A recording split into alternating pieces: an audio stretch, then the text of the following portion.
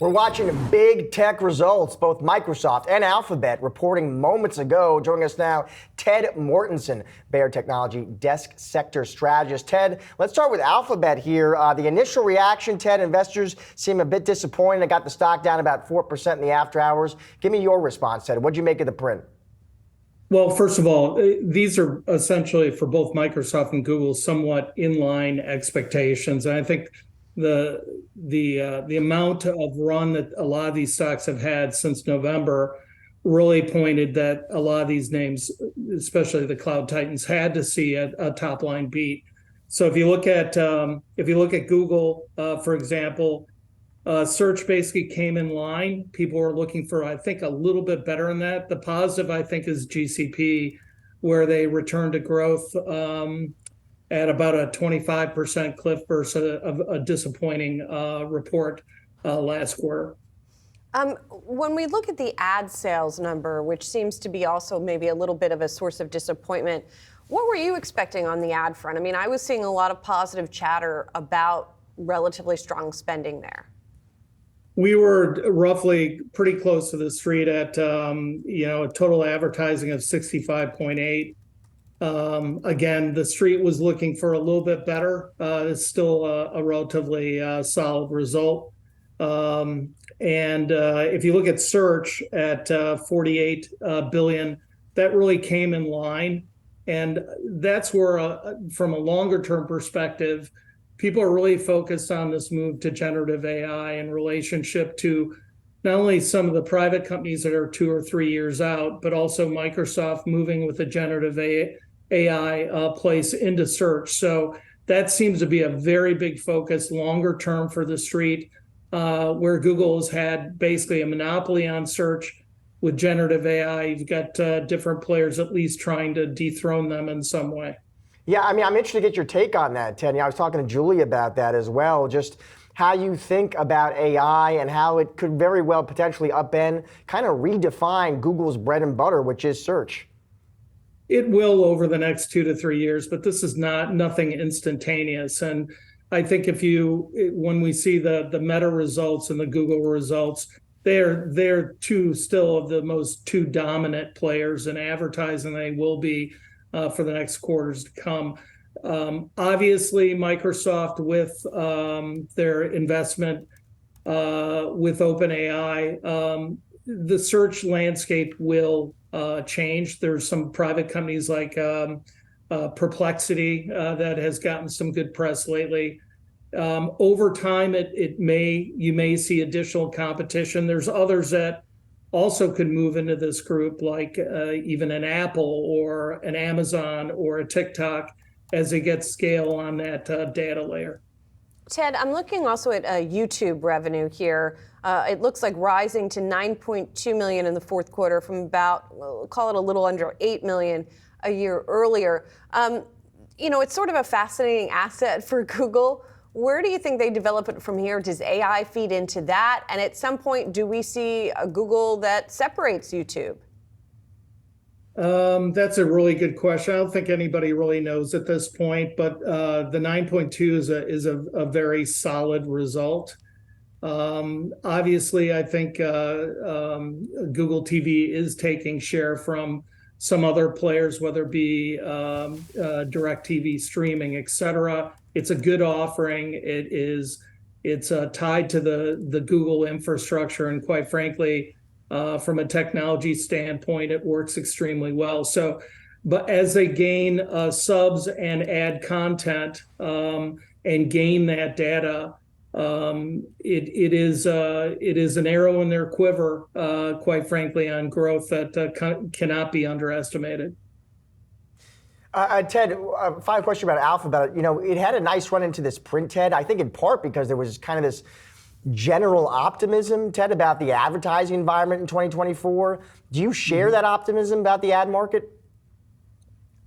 I do. I mean, our checks have been pretty constructive. I think through the tail end of the rest of the 2/3 of earnings, you're going to see generally advertising budgets being solid, and then you move into a year of 2025, not only with political spend, or 24 with political spend, but our checks have been relatively constructive on the ad spend, and I think that we'll see some very good results out of Meta when they report.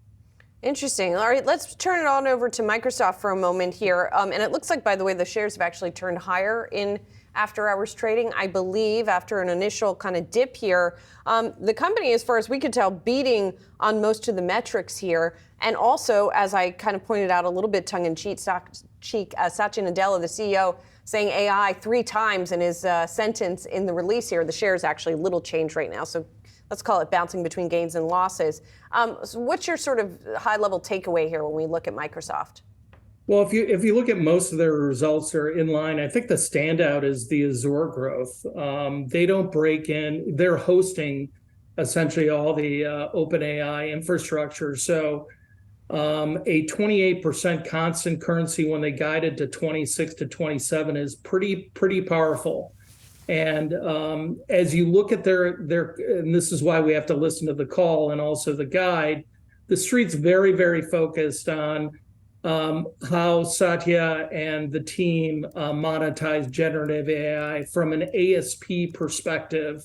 That's into Office, that's into all their Copilot offerings, whether it be on the developer side, whether it also be on Office 365. Their whole product line is being AI enabled. So the million-dollar question is some of the metrics that we'll get if enterprises are willing to pay an additional fee per seat to get that AI functionality. I think it's just a matter of time. It's not a matter of if. And Ted, another, of course, very important variable for Microsoft is the PC market in 2024. I know that's a source of some debate on the street, what the trajectory of that market looks like. You know, what would the more positive PC cycle mean for Microsoft, Ted?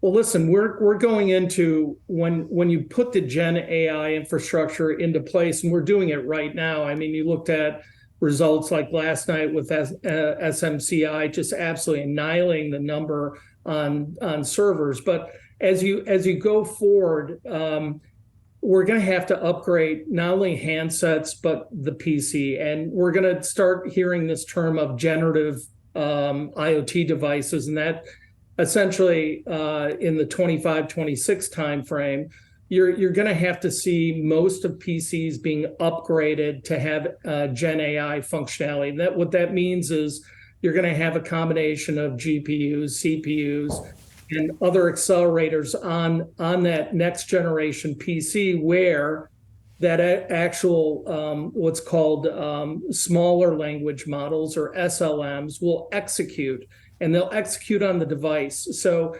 Microsoft is in the pole position to leverage, not only through Azure, but that the Gen AI PC cycle, where every PC in the world eventually will have to be upgraded. And then on the handset side, that's no different. And that's where names like Qualcomm come into space, and we'll see their report tomorrow. But we're moving to a Gen AI IoT environment, and the architectures are changing. And a lot of these large cap companies are extremely well positioned to leverage their R&D and free cash flow to make it happen.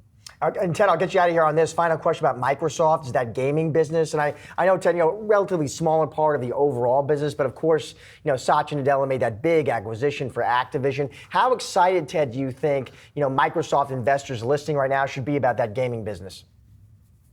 Well, they've got huge scale from a cloud perspective. And I think also from a synergy standpoint, the amount of OpEx they can take out of Activision, is relatively massive. And so when you put it on Azure's infrastructure and look at where gaming is going, I don't think we'll see many console cycles left. And as it transitions to the cloud, again, this is another arrow in Microsoft's quiver that could conceivably not only increase free cash flow meaningfully, but also be additive to operating margin as they get scale and put the combined entity in more of a next generation OpEx footing.